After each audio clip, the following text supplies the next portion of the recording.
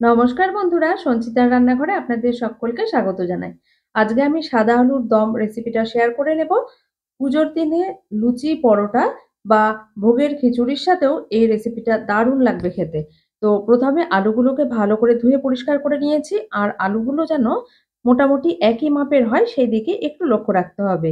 Pressure কুকারে জল নিয়ে তার মধ্যে আলুগুলোকে প্রথমে সেদ্ধ করার জন্য একটু লবণ দিয়ে দিলাম, যাতে সেদ্ধটা তাড়াতাড়ি হয়। তারপরে প্রেসার কুকারের মুখটা বন্ধ করে ৩ টে সিটি দিয়ে নিয়েছিলাম। ২ টো বা ৩ টে সিটি দিলেই আলুগুলো ভালোমতো সেদ্ধ হয়ে যাবে। এখন প্রচণ্ড গরম রয়েছে। আমি মাত্র ২ টো সিটি দিয়েছিলাম, তাতে আলুর খোসাগুলো ফেটে গেছে, মানে আলুগুলো সেদ্ধ হয়ে গেছে বোঝা যাচ্ছে।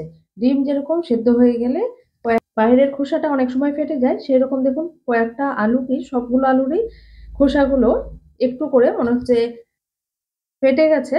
তো আমি একটা ছাঁকনা দিয়ে একটা বাটির মধ্যে তুলে নিলাম। তারপরে এর মধ্যে ঠান্ডা জল দিয়ে দেব, যাতে করে আলুগুলো তাড়াতাড়ি করে ঠান্ডা হয়ে যায় আর আমার ছাড়াতে সুবিধে হয়। আলুগুলোকে ভালো করে খোসাগুলো ছাড়িয়ে নিচ্ছি। তবে সবসময় চেষ্টা করবেন আলুর দমের যেকোনো রেসিপি তৈরি করার সময় আলুগুলোকে খোসা সত্ত্ব সেদ্ধ করতে। খোসা ছাড়িয়ে যদি সেদ্ধ করা যায় তাহলে আলুগুলো কিন্তু ভেঙে যাবে, গাটা গলে যাবে। ভালো লাগবে না রেসিপিটা তৈরি করার সময়, বা খেতেও ঠিকঠাক ভালো লাগবে না। আর রান্না করতেও অসুবিধা হবে। ভাজার সময় খুব অসুবিধে হবে। মানে বাইরের দিকটা বেশি সেদ্ধ হয়ে যাবে, তাতে করে সমস্যা হবে। যদি মনে হয় যে ভেতরটা একটু শক্ত থেকে যাবে, তাহলে কাঁটা চামচ দিয়ে আলুগুলো সিদ্ধ করার আগে খোসার গায়ে অল্প করে ফুটো করে দেবেন। এবার কড়াইয়ে সর্ষের তেল ভালোমতো গরম করে নিয়ে আলুগুলোকে ভালো করে ভেজে তুলে নেব। বেশ লাল করে আলুগুলোকে ভাজবো। এতে করে আলুগুলো কিন্তু একদমই পুরোপুরি গলে ডাস্ট হয়ে যাবে না, আমাদের রান্না করতে অনেক সুবিধা হবে। তো আলু কিন্তু তেল অনেক টেনে নিয়েছে, মানে আমাদের ভাজা হয়ে গেছে, লালচে রঙও ধরে গেছে। তো আলুগুলোকে আমি এবার তুলে নিলাম। তারপরে মূল রান্নার পর্বে যাব। তার আগে আমি একটা মসলা তৈরি করে নিই। তার জন্য মিক্সার গ্রাইন্ডারে শুকনো করে আমি প্রথমে কাজু নিয়ে নিয়েছি। এই ৮-১০ টা মতো কাজু, ২ চামচ মতো মগজ, ১ চামচ মতো সাদা তিল গুঁড়ো করে নিচ্ছি। শুকনো করে গুঁড়ো করে তারপরে জল দিয়ে আরেকবার মিহি করে পেস্ট তৈরি করে নিলাম। একটা বাটির মধ্যে ঢেলে রেখে দিলাম। আর ওই বাটির মধ্যেই আমি আদা, কাঁচা লঙ্কা আর তার সাথে গোটা গরম মসলা, দারচিনি, লবঙ্গ, এলাচকে জল দিয়ে মিহি করে পেস্ট তৈরি করে রেখে দেব। আমাদের মসলা তৈরি যদি আগে থেকে হয়ে যায় তাহলে রান্না করার সময় কিন্তু সময়টা কম লাগে। মানে রান্নার সব জিনিস আসলে রেডি করে তারপরে রান্নার প্রস্তুতি শুরু করতে হয়। তো আমি এবার কড়াইয়ে সর্ষের তেল গরম করে নিয়ে রান্নাটা শুরু করে দিচ্ছি। ফোড়ন দিয়ে দিয়েছি তেজপাতা, শুকনো লঙ্কা, গোটা গরম মসলা, দারচিনি, লবঙ্গ, এলাচটাকে হাত দিয়ে একটু ফাটিয়ে নিয়ে দিলাম। আর দিয়ে দিলাম ওই ১ চামচ মতো গোটা জিরে। ভালো করে ফোড়নটা যখন ভাজা হয়ে যাবে, তখন এর মধ্যে আমি একটা মিডিয়াম সাইজের টমেটো কুচি করে নিয়েছিলাম, সেটা দিয়ে দিলাম। আর একটু লবণ দিয়ে দিলাম, যাতে করে টমেটোটা খুব তাড়াতাড়ি গলে যায়। টমেটোটা যখন একটু সফট হবে, মানে একটু ভাজা করে নেওয়ার পরে আদা, কাঁচা লঙ্কা আর গরম মসলা বাটাটা এর মধ্যে দিয়ে আমি কষিয়ে নেব। মসলাটাকে আমাদের খুব ভালো করে কষাতে হবে। ঢাকা দিয়ে রাখছি একটু, যাতে করে টমেটোগুলো ভালো করে নরম হয়ে যায় বা গলে যায়। মাঝে অবশ্যই ঢাকনা দিয়ে রাখবো, আবার ঢাকনা খুলে একটু নাড়াচাড়া করে নেব।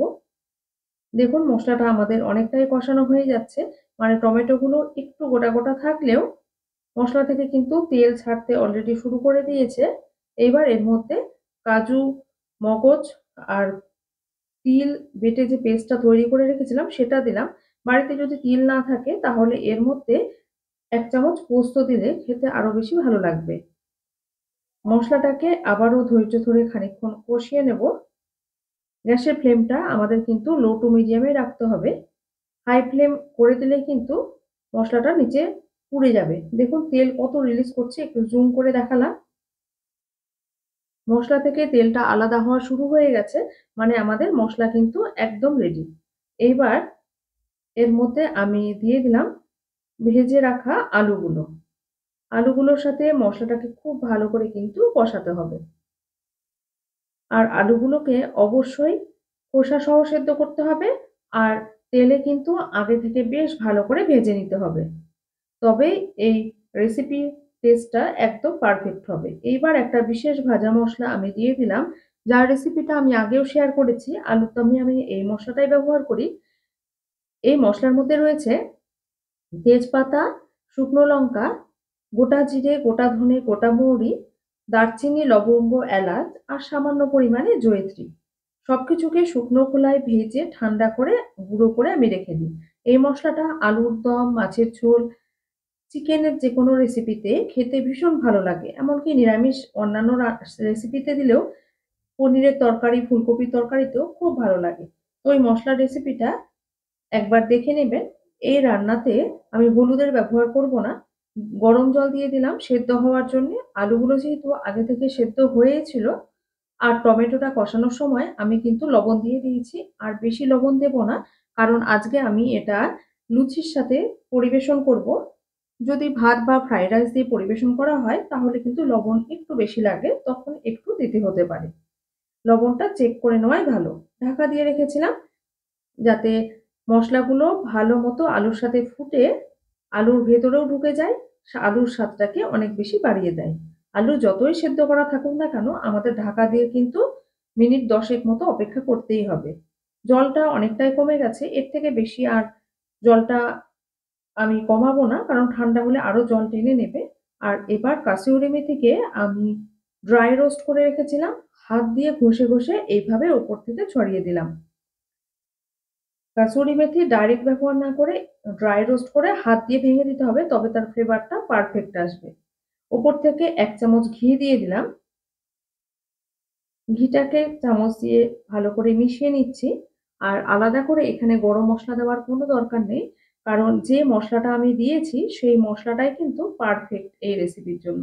আপনারা এই রেসিপিটা বাড়িতে বানাবেন, জানাবেন কেমন লাগলো। আপনাদেরকে অসংখ্য ধন্যবাদ।